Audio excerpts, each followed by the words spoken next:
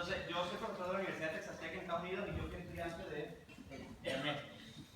Por eso estoy aquí. Y parte de mi investigación es sobre análisis de... O sea, utilizo como herramienta análisis de textos para generar variables para luego poder estudiar. Y lo que yo siempre digo sobre análisis de texto, y lo dije el semestre pasado cuando di una clase enfocado allá en Texas Tech, lo que yo siempre digo es que esto es una forma para construir una variable, ¿no? Bueno, una variable, muchas variables, pero básicamente es lo que estamos haciendo, ¿no? Estamos agarrando textos, ¿no? Con todas sus complejidades, los estamos simplificando y los estamos convirtiendo en números para después poderlos analizar, ¿no? De alguna u otra forma.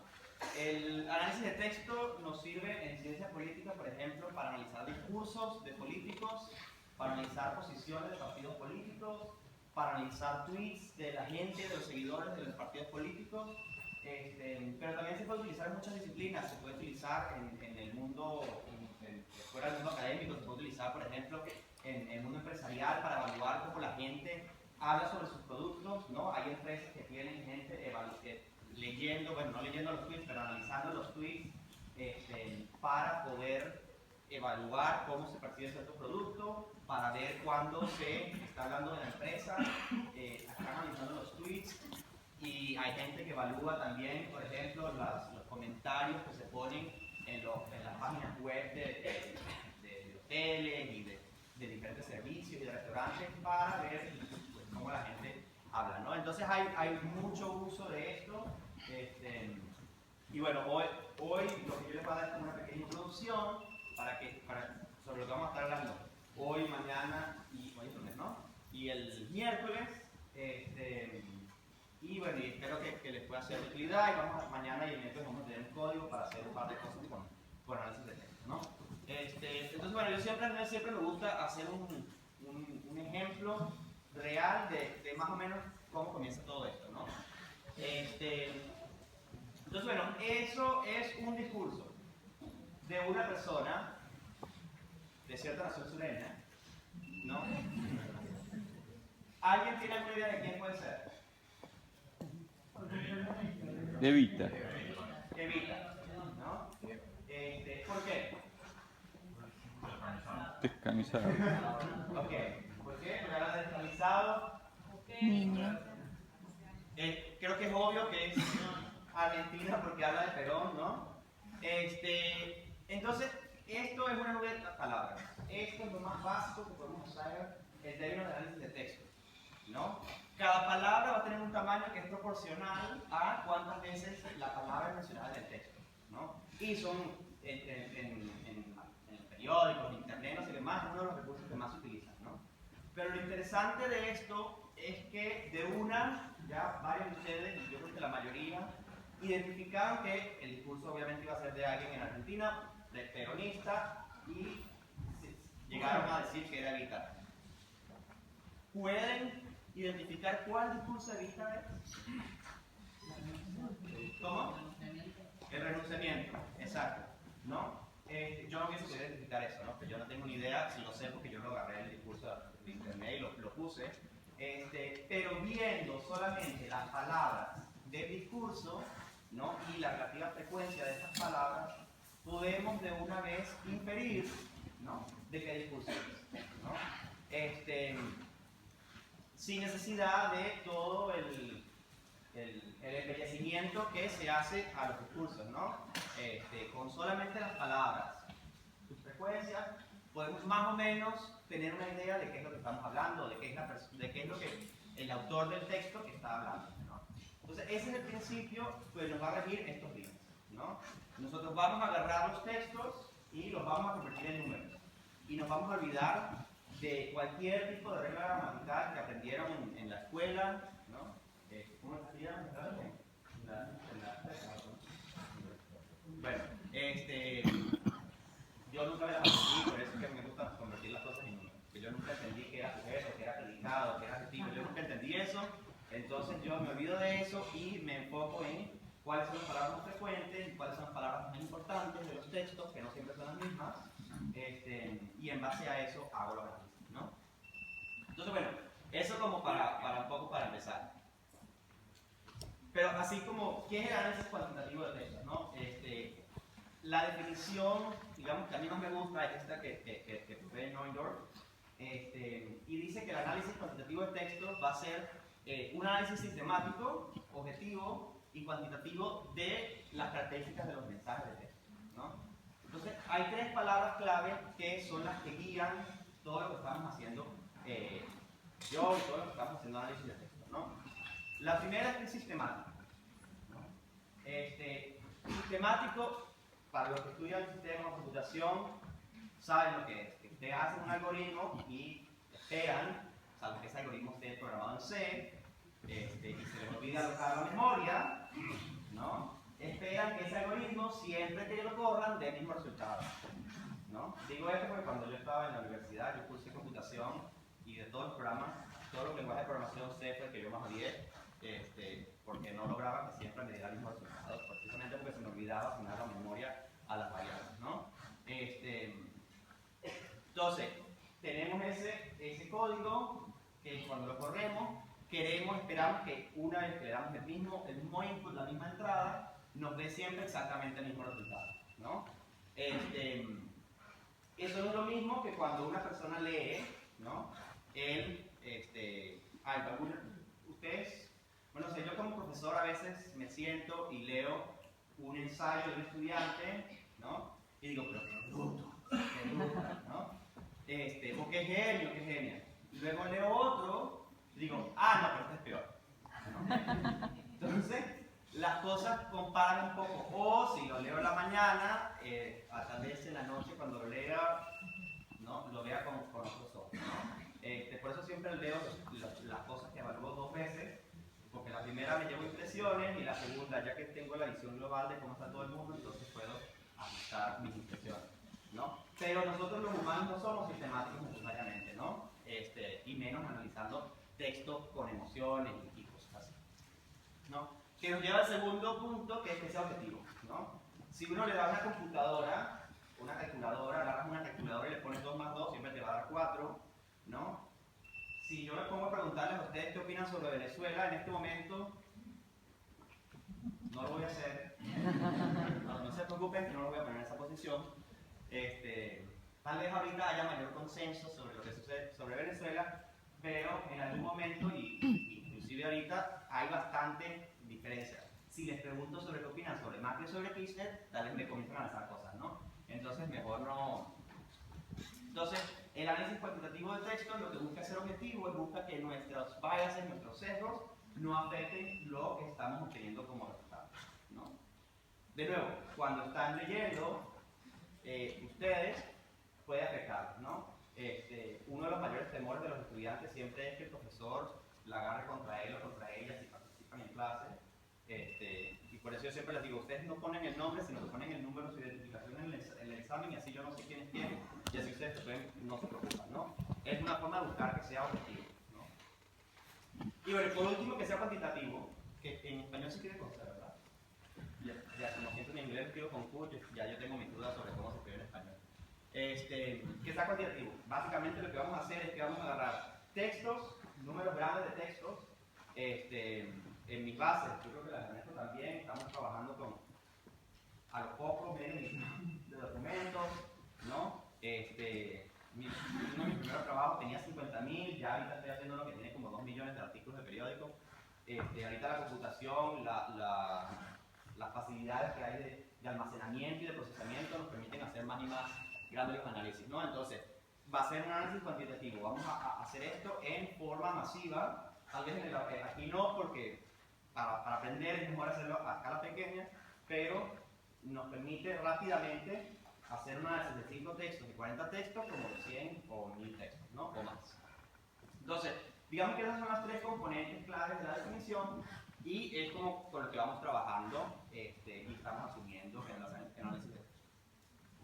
Entonces, bueno, digamos que hay 2 grandes formas de hacer análisis de texto, ¿no?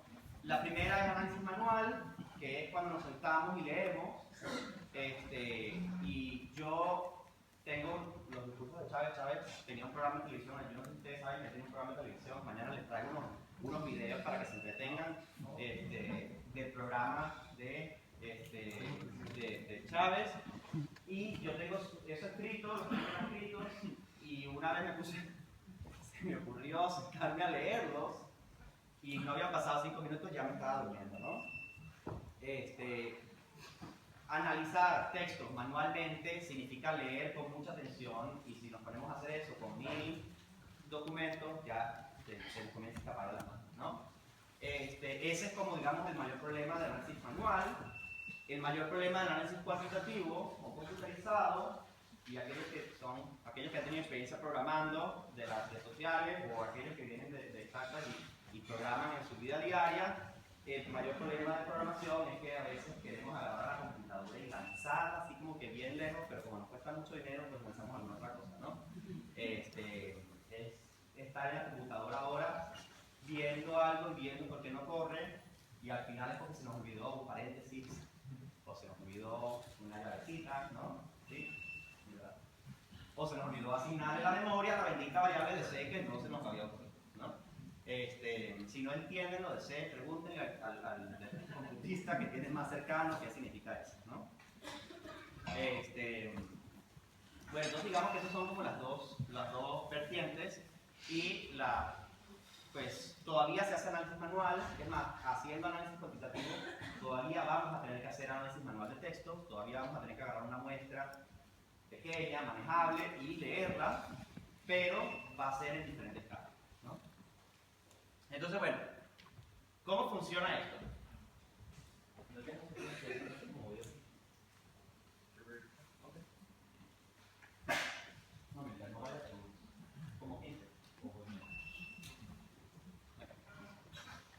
Bueno, para hacer análisis cuantitativo de textos, vamos a enfocarnos en una sola vertiente, que es la que se llama bolsa de palabras, o bag of words en inglés, ¿no?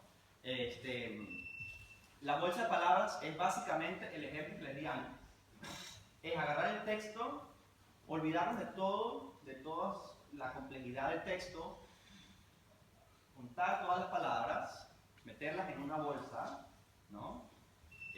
Y hacer eso para todos los textos, y batir esa bolsa hasta que perdamos completamente el orden. No sabemos qué palabra viene detrás de qué, no sabemos nada. Lo único que sabemos es, para cada texto, el número de veces que se dijo cada una de las palabras, ¿no? Y entonces tenemos esto para todos los textos. Hacemos una matriz, ¿no? ¿Quién sabe lo que es una matriz? ¿Quién sabe Excel? ¿Todos saben Excel? Bueno, Excel lo que tenemos es una matriz, ¿no? Entonces, hacemos una matriz en la que en cada fila tenemos los documentos, y en cada columna tenemos las palabras, y cada celda nos va a indicar cuántas veces se dijo una palabra en un documento, ¿no? Eso es lo que nosotros vamos a construir, y mañana vamos a hablar un poco sobre cómo construir esto y qué transformaciones hay que hacer y todo, ¿no? Pero bueno, vamos a hacer eso. Nuestros textos se van a convertir en eso, se van a convertir en meros números, ¿no?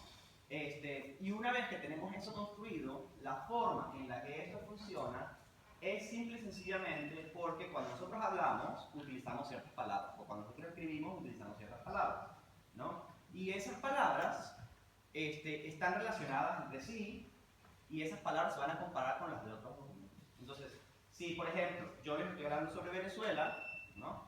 Voy a decir ciertas palabras sobre Venezuela, ¿no? O si soy peronista, voy a decir ciertas palabras, ¿no? Ustedes identificaron Perón, descamisados de una, ¿no?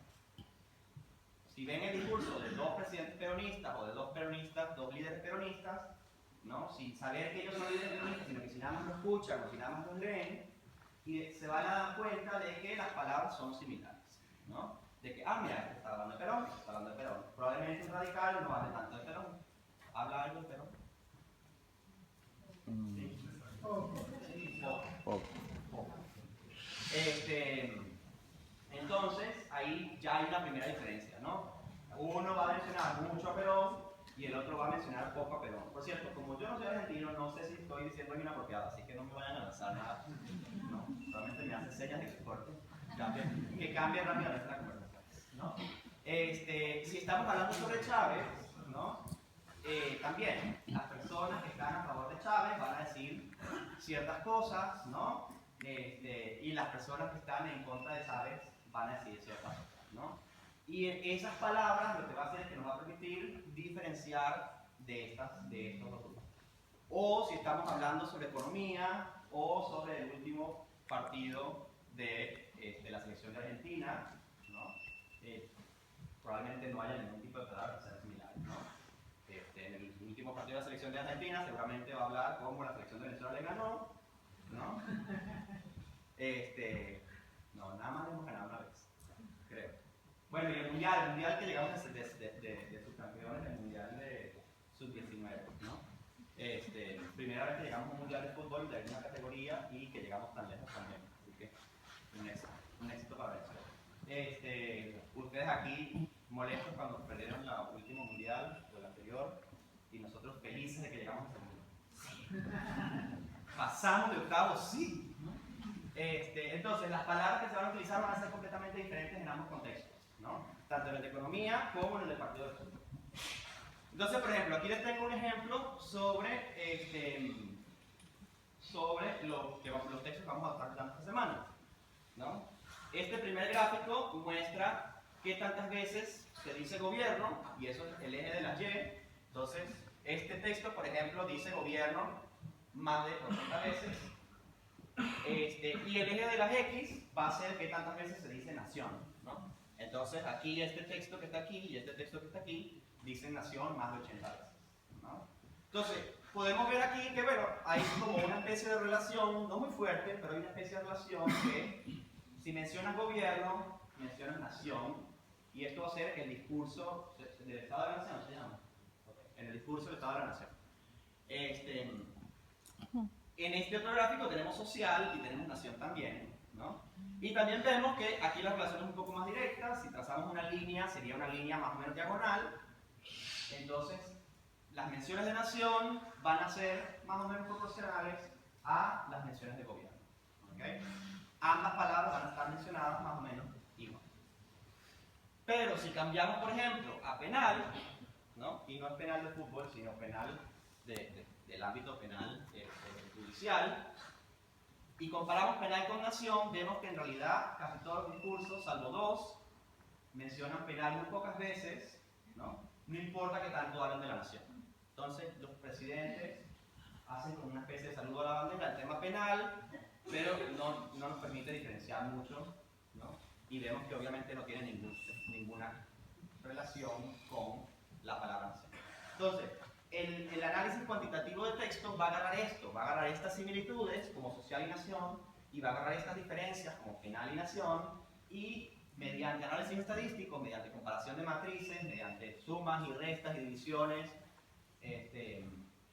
y luego algoritmos más complicados, va a comparar los diferentes textos.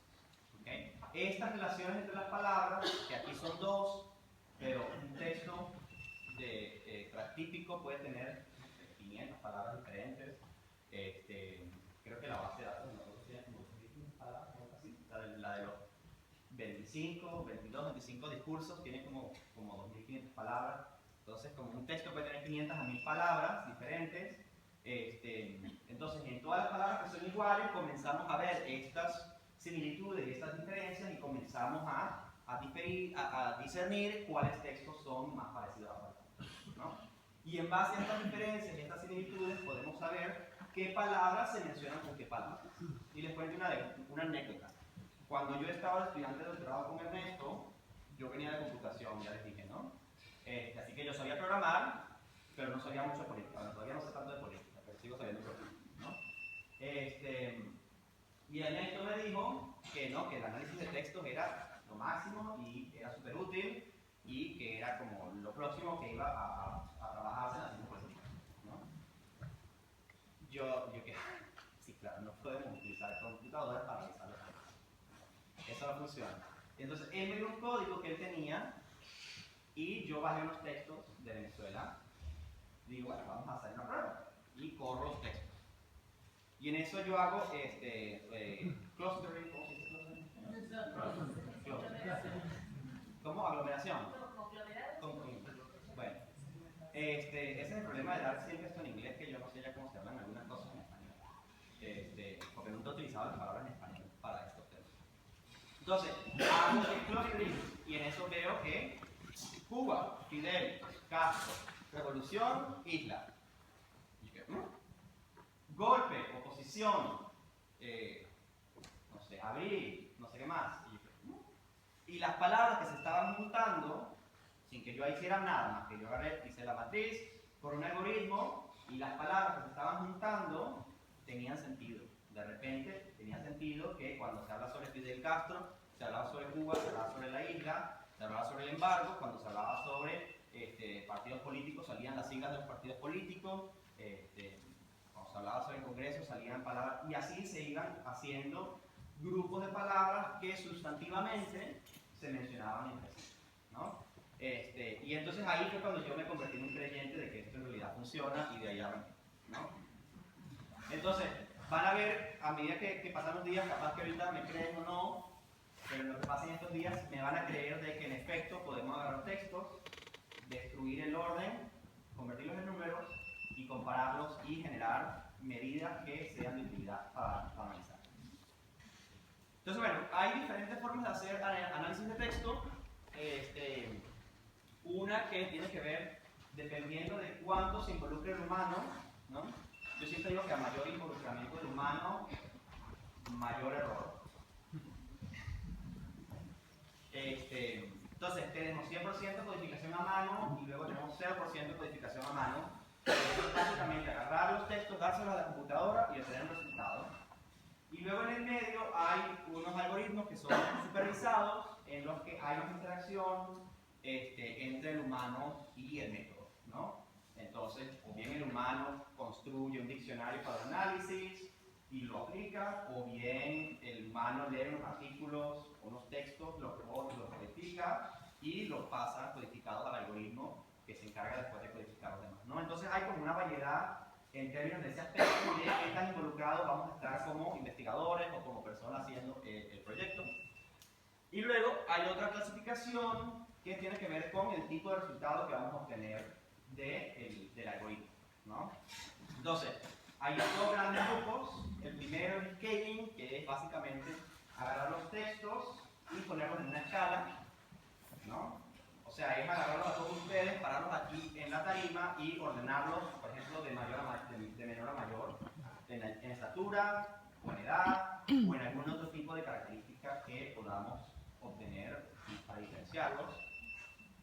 El segundo tipo de resultado sería en términos de clasificación. Lo que vamos a hacer es que vamos a agarrar los textos, vamos a hacer unos tobos, ¿no? ¿Son tobos? ¿Qué dicen tobos? ¿Por qué? Tobos, ¿no? ¿Cómo es? Hipote. ¿Ah? Tacho. ¿Qué? Tacho. Tacho, ok. Okay. Unos tobos o unos tachos, ven, ya les dije que estoy aprendiendo argentino.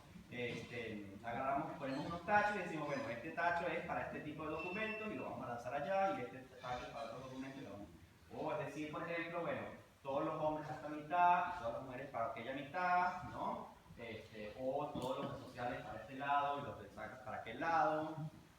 Buscar formas de dividir los datos en categorías que son mutuamente excluyentes y proceder a dividir, ¿no? Digamos que estas son como las dos grandes formas, vertientes de lo que se está usando ahorita en el análisis de textos en la ciencia política, y creo que más allá de la política también como que son los dos grandes grupos, ¿no? Y luego en términos de categorías, bueno, podemos decir que podemos generar categorías conocidas, es decir, ya sabemos qué categorías queremos y las buscamos de una, o podemos generar categorías desconocidas, que significa que tenemos los textos, los ponemos en el algoritmo y rezamos, o no sé, si no rezan, le piden, le prenden, le pasan mal a la computadora, lo que quieran, ¿no? Esperan ahí con la computadora y la computadora les devuelve algo, ¿no? Y esperamos que ese algo sea algo interesante, pero la computadora les va a devolver cómo se agrupan las palabras y cómo se agrupan los textos, y después nosotros pues nos sentamos y buscamos el significado, ¿no? Entonces esto sería con categorías desconocidas, porque no sabemos qué hay en esos textos, no sabemos de qué hablan los textos, y le pedimos a la computadora que mediante el análisis de las palabras nos devuelva eso, ¿no? Entonces digamos que estas son como las grandes vertientes. mañana vamos a utilizar una técnica de clasificación de categorías conocidas, ¿no? Que es el diccionario, para obtener un esquema, una escala en los documentos, y el miércoles vamos a utilizar un algoritmo de categorías desconocidas para obtener temas dentro del documento. Entonces, bueno, vamos como por la mitad. Nada. ¿Qué podemos hacer con el análisis de texto? ¿No?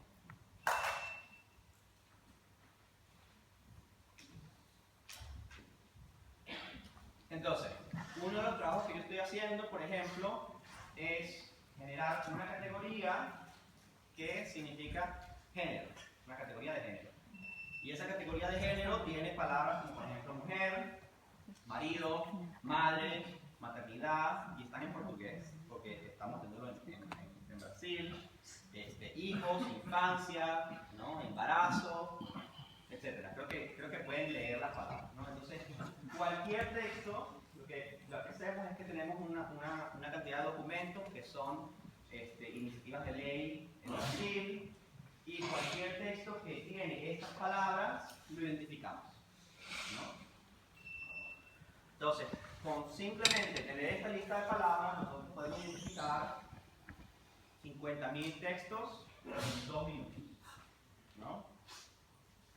Metemos a la computadora la lista de palabras, metemos a la computadora los textos, los juntamos y nos devuelve cuántas veces cada texto menciona cada palabra, o si queremos simple y sencillamente cuántas veces cada texto menciona todo este grupo de palabras, ¿no?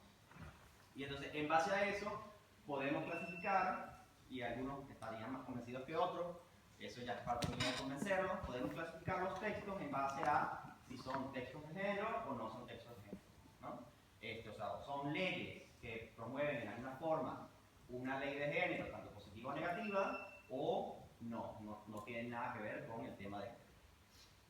Entonces, cuando nosotros aplicamos esto a todos los proyectos de ley en Brasil que tenemos evaluados, nos damos cuenta que, por ejemplo, hay un 6% de iniciativas de ley por cada congreso que son de género, pero es como el promedio, pero hay 2 congresos en los que este porcentaje sube al 8%.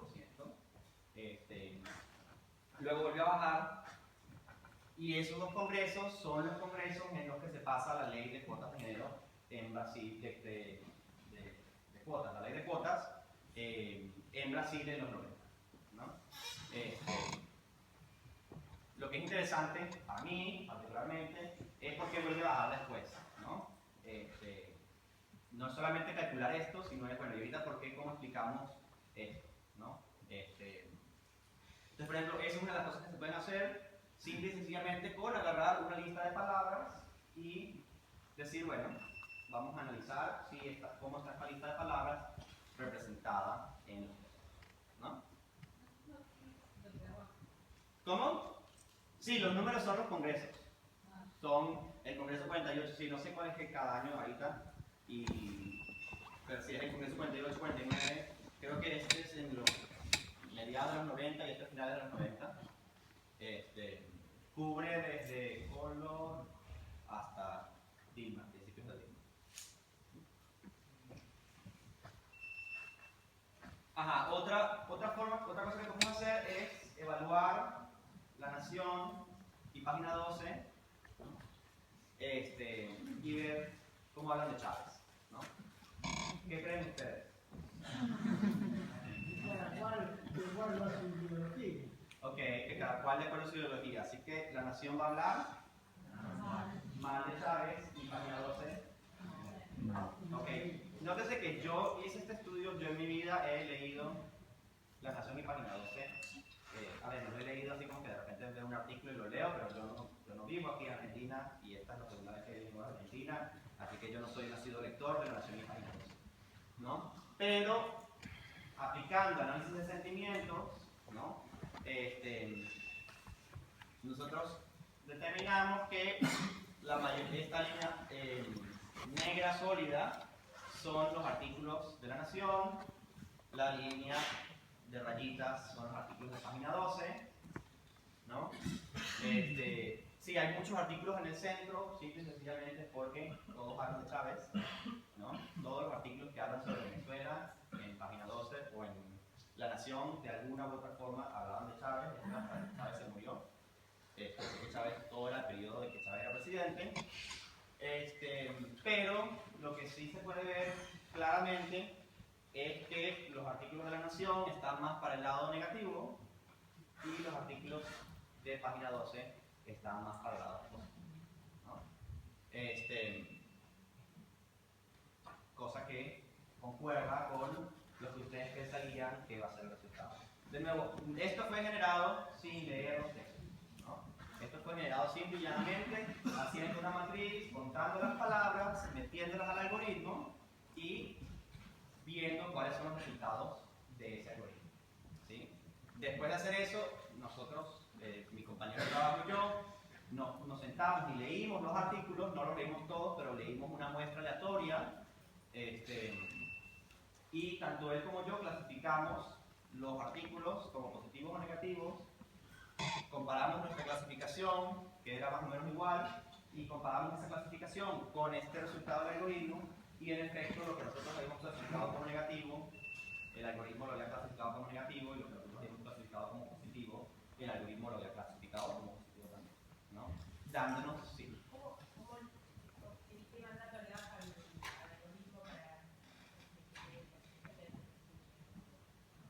Lo que, a ver, este en particular, no lo vamos a ver aquí, este en particular es un análisis de escala, que lo que hace es que tú le das los artículos y él genera las comparaciones entre las palabras. Lo que el algoritmo hace en realidad, el algoritmo no sabe que está clasificando, ¿no? La computadora nunca sabe lo que está haciendo. Eso se aplica para cualquier cosa, ¿no? Si están programando cómo funciona un botón o si están programando cómo se analiza. La computadora no sabe lo que está haciendo, lo que sabe es cuál es la orden que tú le estás dando, ¿no? Entonces, en este caso, lo que tú le dices al algoritmo, mira, aquí están todos los textos, clasifícamelos. El algoritmo te devuelve dos cosas, te va a devolver por un lado la clasificación de los artículos, ¿no? O de los textos en base a la escala que generan, y por el otro lado te va a decir cuáles son las palabras, ¿no? Te va a clasificar las palabras también dentro de esa escala, ¿no? Entonces, por ejemplo, las palabras que clasifican a los artículos de este lado son palabras como inflación, corrupción, intervención, estatización, todas las ONU, son las palabras que están de este lado. Las palabras que están del lado 2 son joven, jovial, bueno, bondadoso, generoso, maravilloso, todos los osos, ¿no? Cuando tú lees los artículos de página 12 que hablan sobre Chávez, ¿no? Tú lees sobre que Venezuela va bien, que esto es una maravilla, que Chávez es un líder excelente, ¿no? Cuando lees los artículos de la Nación que hablan sobre Chávez, están diciéndote eso es un desastre, todo está lleno de corrupción, el gobierno se la pasa interviniendo en las empresas.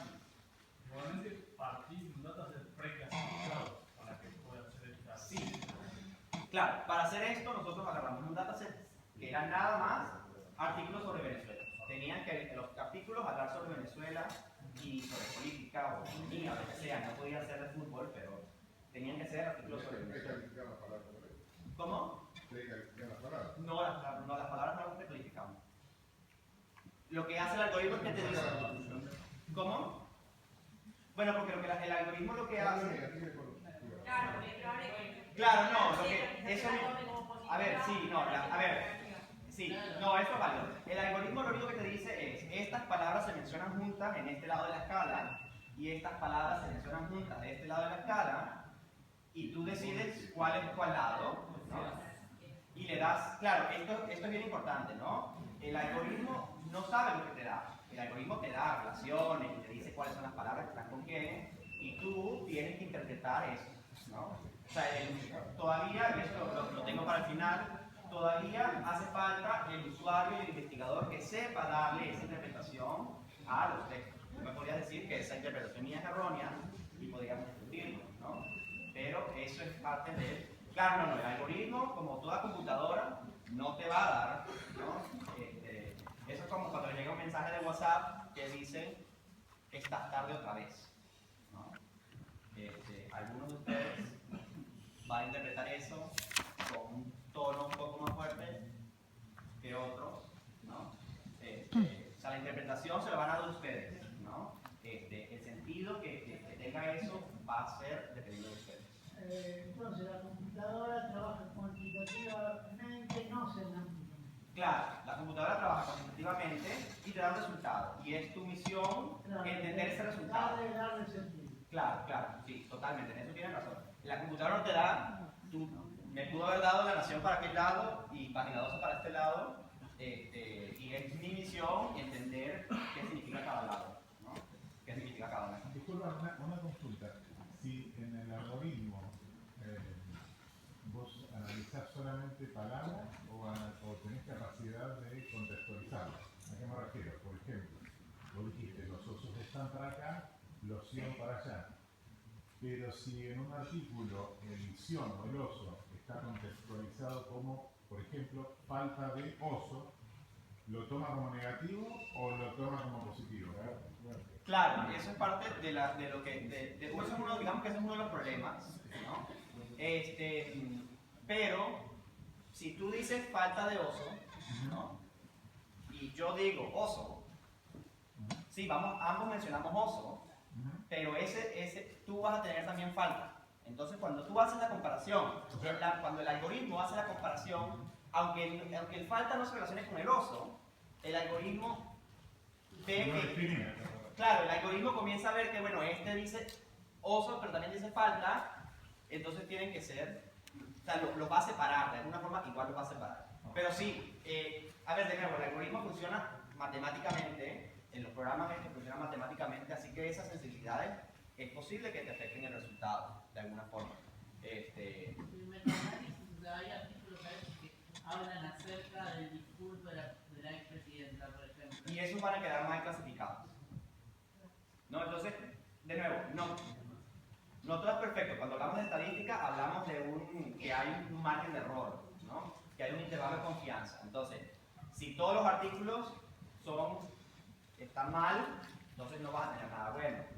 Pero si los artículos en su mayoría, en su 90, 99% están, entonces va a conseguir, ¿no? Los patrones, te va a identificar los patrones que están en esos artículos. De nuevo, es tu misión identificar eso, identificar los errores posiblemente, o estar consciente que siempre van a haber errores de clasificación, ¿no? Pero por eso el proceso no es solamente texto, algoritmo, listo, ¿no? Es texto, algoritmo, validación, algoritmo, validación, algoritmo, validación, algoritmo, validación, y puedo seguir en estos tres, ¿no? Hasta que al final estás convencido de que los errores fueron depurados y de que el resultado es apropiado. Digo que eso es, lo que ahora el contexto es el mecanismo que estamos usando, el bug work, es esa delimitación. Aunque hay otras técnicas y hay otras formas de analizar el texto, necesito en cuenta el contexto que decía de otra manera. Claro, no, por ejemplo, podemos extender un poco el bug of words para incluir las palabras y la palabra anterior, ¿no? O sea, se puede, el problema es que cuando comienzas a hacer esto, comienza a aumentar la demanda de memoria de tu computadora, porque obviamente si antes tenías 5.000 palabras y comienzas a hacer combinaciones de palabras, entonces ya no son 5.000, sino son 20.000, ¿no? Y eso te aumenta. Si tienes una matriz de 1.000.000 por 2.000, y hoy ya tienes una matriz de 1.000.000 por 20.000, el análisis computacional es mucho más fuerte. Entonces, tienes que estar seguro de que necesitas hacer extra para que no te afecte, para que valga la pena el costo de memoria tiempo versus el beneficio que vas a obtener, ¿no? ¿Ya? Bien, ok. Otra cosa que se puede utilizar, por ejemplo, es, de nuevo, lo que les dije, de los cachos. No, cachos. Los cachos son otra cosa. En Venezuela, por lo menos, no sé aquí. Los tachos, ¿no? Tengo discursos de, lo mismo, son discursos de Estado de la Nación en España, que son un poquito diferentes como son en sistemas presidenciales, pero entonces cada discurso está clasificado, sabemos cuál es el partido de origen que hizo ese discurso, y luego esos discursos, en base a las palabras que utilizaron, fueron clasificados en tachos, ¿no? Y entonces, a un tacho yo le di el nombre de seguridad social, a otro de reforma social. Estos son nombres que me inventé yo, por las palabras que mencionan. Otro como un tacho social, otro de la Unión Europea, empleo, economía, Cataluña y terrorismo vasco. Entonces, por ejemplo, este es el Partido Nacionalista Vasco y me dijeron que había una encuesta de si yo era venezolano o vasco. Soy las dos cosas, ¿no? Entonces, este es el Partido Nacionalista Vasco. Casi todos sus discursos son sobre terrorismo vasco, ¿no? El terrorismo vasco incluye no solamente el tema de terrorismo, sino también el tema de la comunidad vasca en general. ¿Cuál está? CIU, por ejemplo, es el partido, CIU y Esquerra Republicana, o sea, estos dos que están aquí abajo son partidos catalanes, y el tema que más mencionan es el tema catalán, ¿no? Y luego tenemos, por ejemplo, el Partido Socialista Obrero Español, que es el PSOE.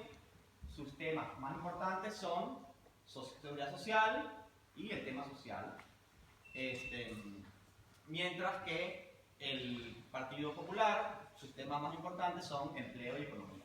Esto se alinea con, digamos, todas las percepciones que tenemos de la ciencia social, de la política, de qué habla un partido de derecha y de qué habla un partido de izquierda, ¿no?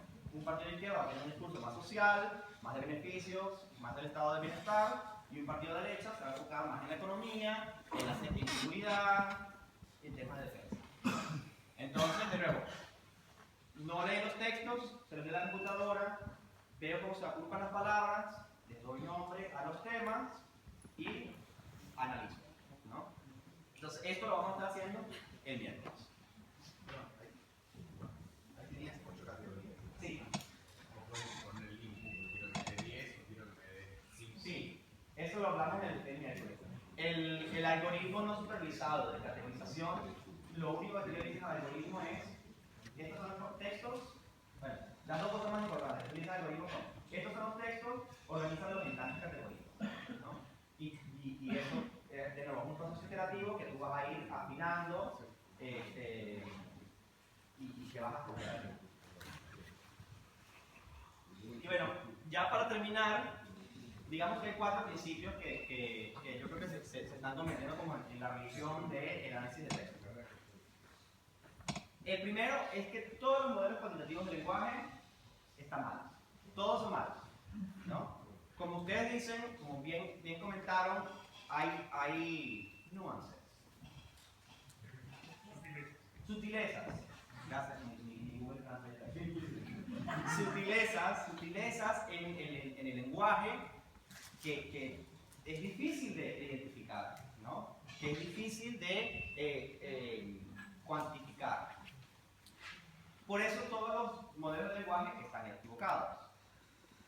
Pero algunos modelos cuantitativos de lenguaje nos permiten identificar ciertos patrones, ciertos comportamientos en el uso de las palabras que hacen que estos sean útiles para ciertos análisis, ¿no?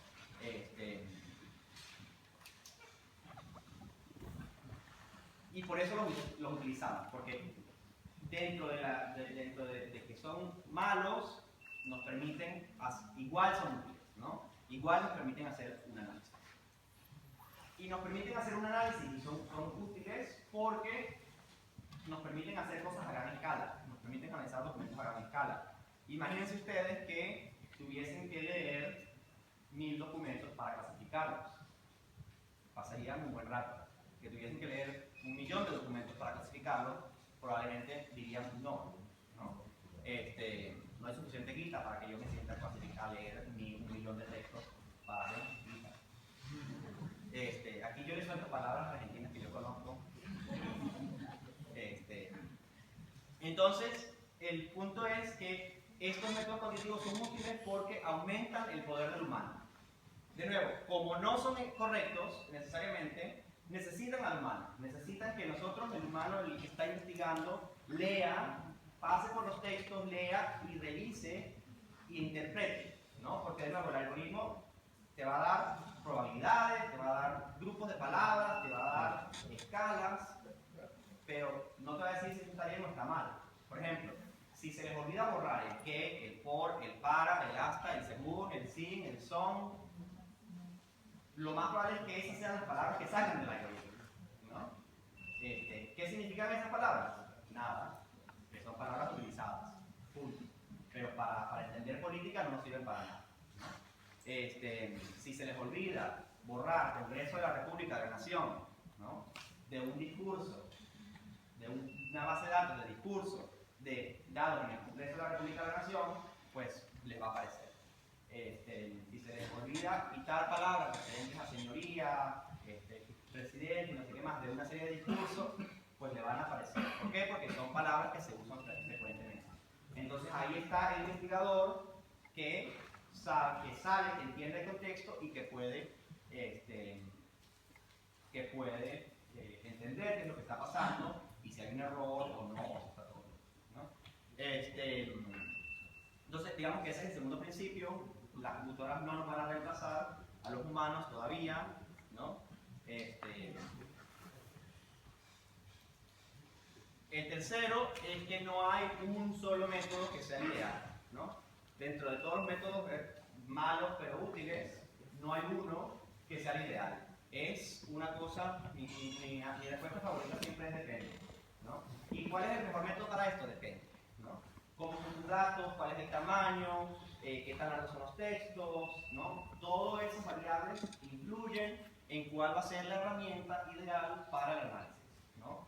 Hay varias, cada vez hay más herramientas que podemos utilizar y entonces lo importante es saber cuál es la que le conviene más al análisis específico que yo quiero utilizar, ¿no?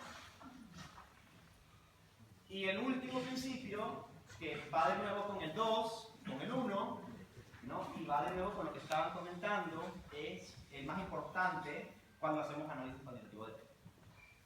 Los resultados hay que validarlos, no una, sino varias veces, ¿okay? Ese es el punto más importante, porque si yo no valido que los textos que quedan clasificados sean a favor y en contra de Chávez, o sean sobre A o sobre B o sobre C, entonces la computadora puede resolver cualquier cosa, ¿no? Tengo que, como investigador, yo tengo que sentarme, agarrar una muestra aleatoria, leer, ver si en efecto lo que yo estoy viendo en las clasificaciones de las palabras está representado en los textos, ¿no?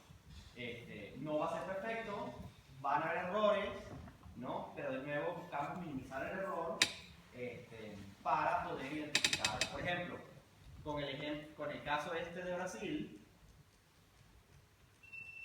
aquí está licencia de maternidad y licencia de paternidad. Son dos palabras que nosotros al principio dijimos, bueno, ponemos licencia y ya.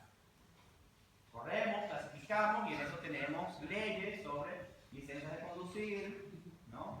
Licencia médica, y entonces que bueno, esto como que no tiene sentido de que lo incluyamos como leyes de género. Y entonces buscamos cuáles eran las palabras que venían con licencia y decidimos, no, tenemos que buscar licencia de maternidad, tenemos que buscar licencia de paternidad, porque si no estamos incluyendo cosas que no son útiles para el análisis, ¿no? Entonces, de nuevo, eso fue porque nosotros nos sentamos después a revisar los resultados del algoritmo, ¿no?